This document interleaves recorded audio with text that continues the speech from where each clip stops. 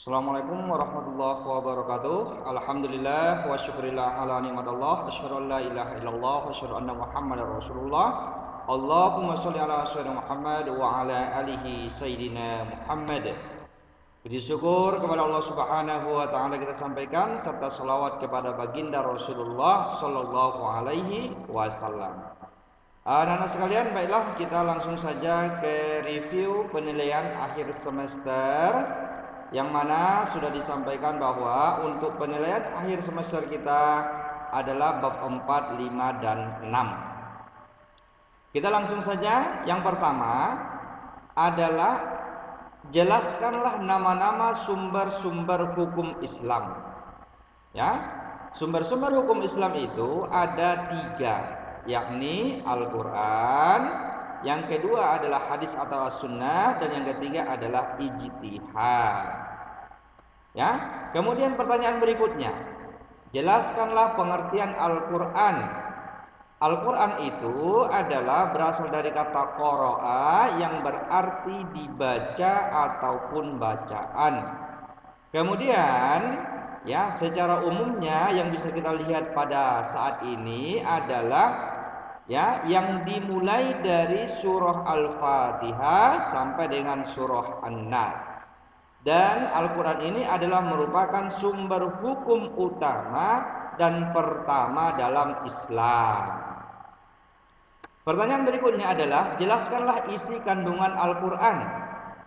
Perlu diketahui isi kandungan Al-Quran itu ya berbicara tentang 3 hal. Yang pertama adalah akidah, syariah, dan akhlak.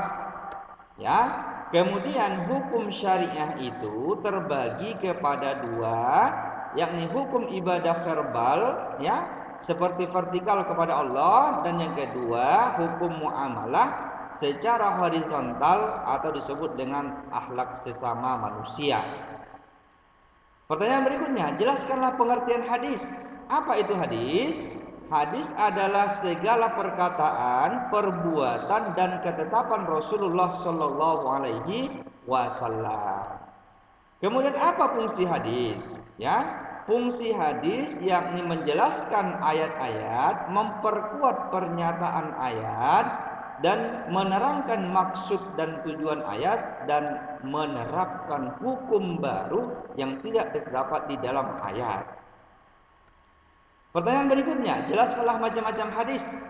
Hadis itu dibagi kepada beberapa macam.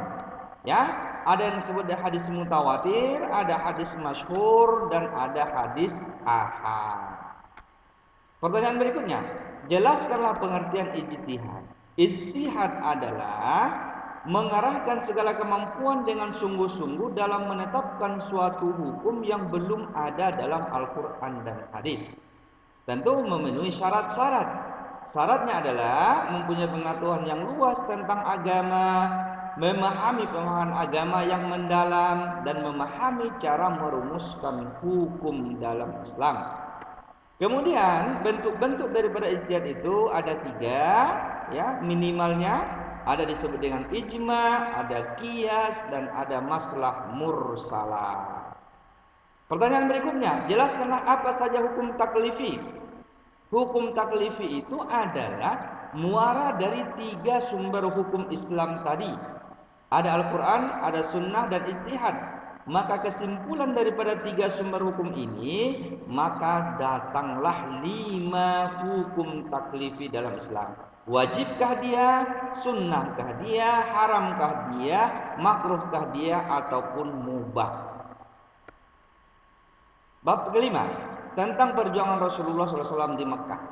Ya, jelaskanlah substansi dakwah Rasulullah di Mekah.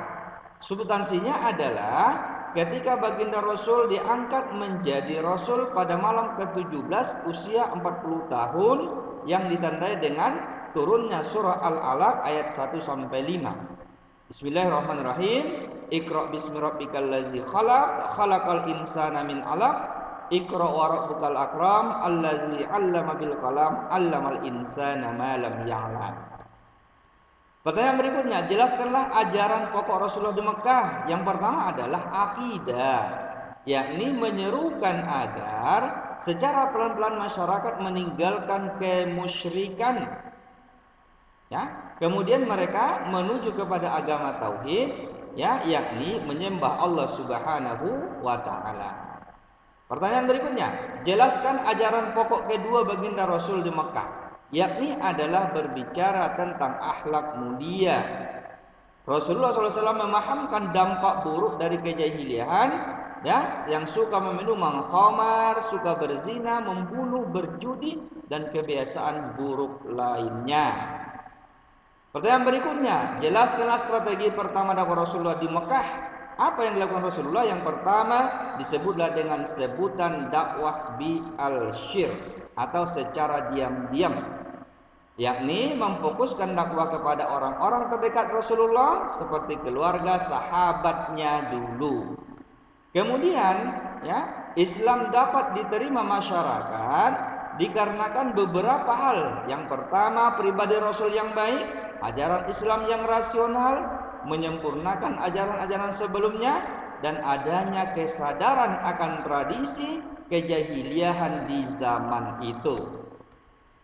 Pertanyaan berikutnya, jelaskanlah strategi kedua dakwah Rasulullah di Makkah. Itu dikenal dengan istilah dakwah al-jahr atau dakwah secara terang-terangan, yakni ketika Rasulullah menyerukan di sebuah bukit dekat Ka'bah, yang mana perintah ini setelah turunnya surah Al-Hijr ayat ke-94 yang intinya memerintahkan Rasul untuk menyampaikan dakwah secara terang-terangan.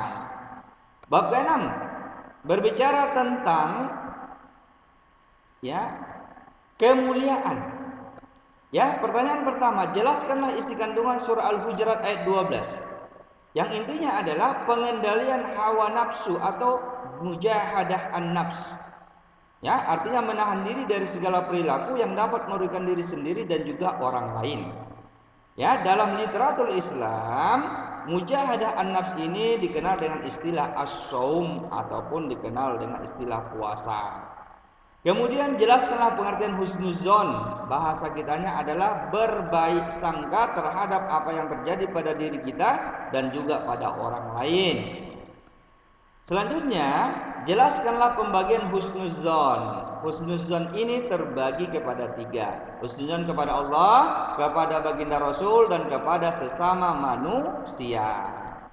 Pertanyaan selanjutnya, jelaskanlah pengertian ukhuwah Islamiyah. Ukhuwah Islamiyah ini adalah dikenal dengan istilah persaudaraan yang disebabkan oleh akidah dan keyakinan yang sama terhadap Islam.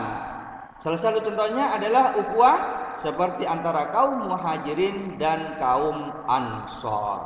Nah, inilah anak-anak sekalian barangkali review kita pada pembahasan kali ini. Mudah-mudahan ini memperkuat pemahaman anak sekalian untuk menghadapi penilaian akhir semester ini. Mudah-mudahan bermanfaat dan sambil diperkuat dengan pelajaran-pelajaran dan materi-materi yang sudah saya sampaikan. Demikian saja, lebih kurang mohon maaf. Wassalamualaikum warahmatullahi wabarakatuh.